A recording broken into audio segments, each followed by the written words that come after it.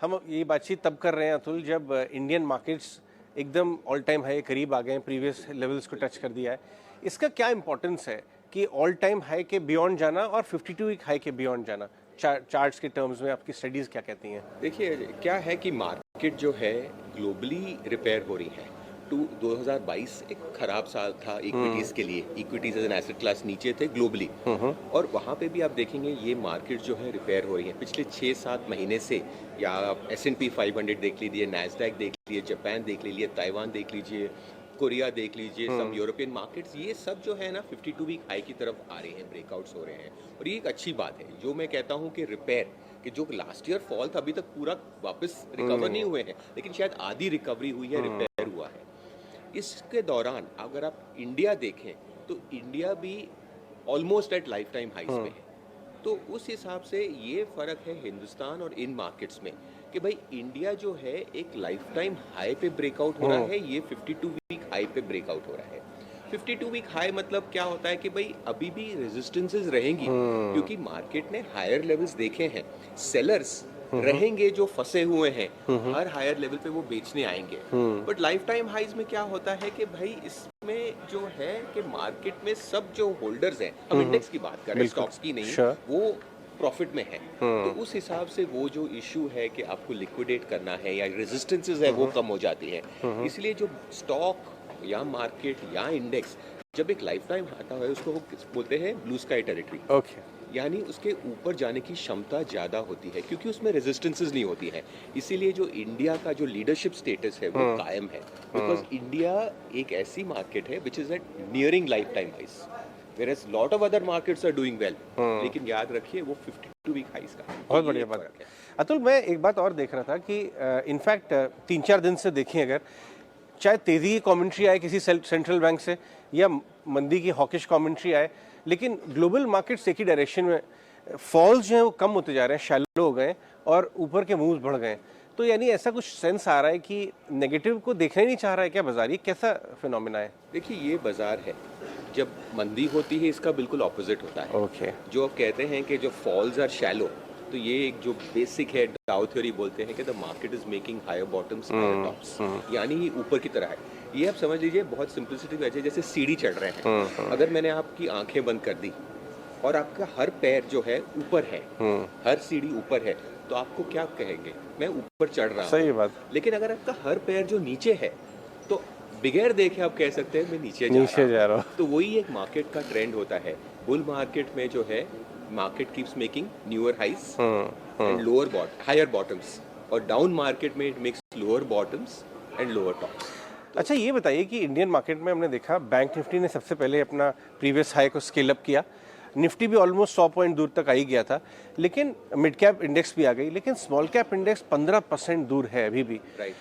इसको कंपैरिजन में broader market के बारे में स्टडीज आपकी क्या कह रही हैं अभी? नहीं, इसमें क्या होता है कि मार्केट में ये सब आर्म्स होते हैं मार्केट के। कुछ जनरली जो होता है लार्ज कैप लीडरशिप आती है, बिकॉज इंस्टीट्यूशनल पैसा आता है, वहाँ पे एक थोड़ा कॉन्ट्रेरियन बाइंग होता है, और फिर जो रिटेल आता है वो जनरली स्मॉल कैप में आता है। तो ये साथ में चलते हैं, कुछ आगे निकल जाता है, कुछ पीछे निकल जाता है। लार्ज कैप पहले ब्रेकआउट होता है, फिर मिड कैप आता है, फिर स्मॉल कैप आता है।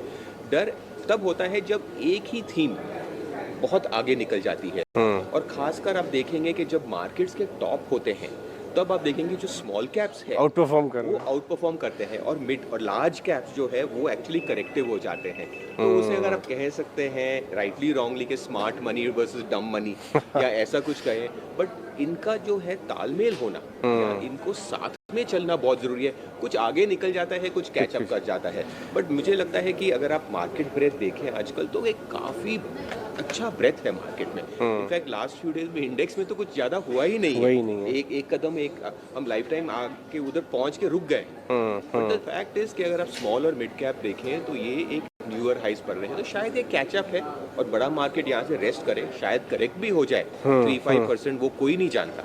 लेकिन स्ट्रक्चर जो है आपको, the important thing is the direction. अच्छा, कुछ जाने से पहले ये बता के जाएंगे, थोड़ा लॉन्ग टर्म देखें। कई बार हम लोग चार्ट्स की स्टडीज जब करने लगते हैं तो हम सिर्फ शॉर्ट टर्म ओरिएंटेड हो जाते हैं। आप तो काफ़ी ज़्यादा दोनों स्टडीज देखते हैं, short term as well as long term.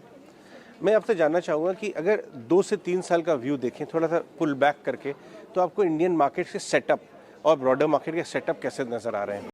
देखिए, मुझे लगता है कि ग्लोबली जो मार्केट्स हैं, ये जो मैं रिकवरी या रिपेयर फेज की बात कर रहा हूँ, ये आपको 13-15% तक ग्लोबल मार्केट्स Okay. ऊपर हायर हो जाएंगी।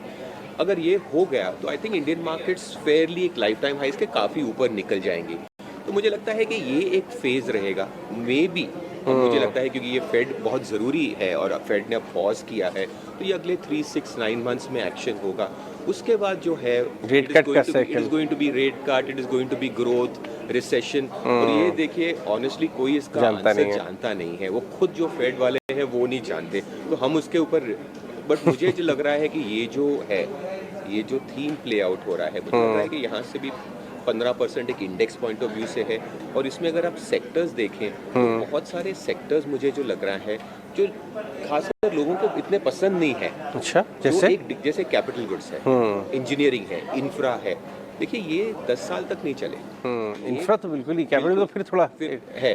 तो मुझे लग रहा है कि ये जो स्पेसेस हैं जहाँ पे अंडर लव्ड है, अंडर ओन्ड है, मुझे लग रहा है जो हमारा मॉडल हमारा बोल रहा है, हम जो मॉडल करते हैं, कि एक केपेक्स रिवाइवल या एक इंफ्रास्ट्रक्चर जो रिवाइवल आ रहा है। और हमने देखा है 2003 और 2008 में कि जब ये रैली चलती है, ये 6 महीने साल की नहीं होती। तो एक तो है भाई इंडेक्स मार्केट में होना, और मार्केट में भी बहुत ज़रूरी है सही स्टॉक में, बिकॉज हर बुल मार्केट की कुछ लीडरशिप होती है।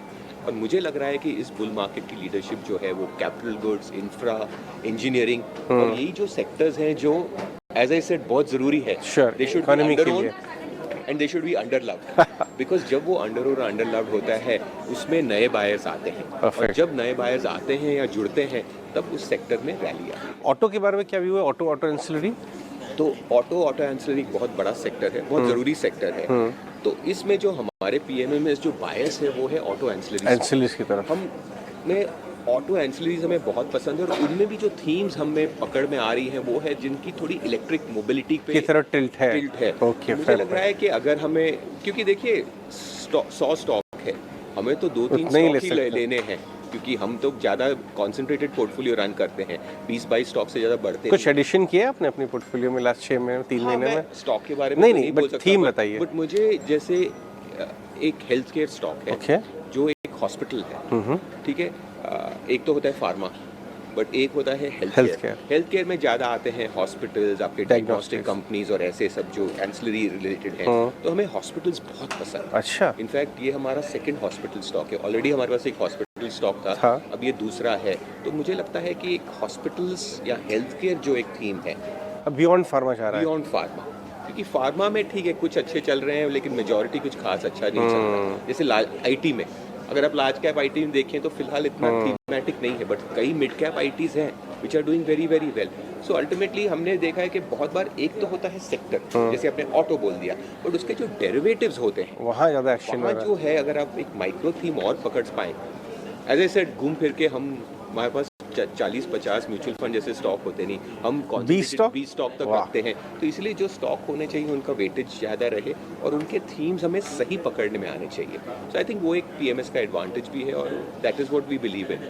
ऑलराइट अतुल, बहुत बहुत शुक्रिया अपने समय के लिए, हमेशा एंजॉय करते हैं। Thank you very much.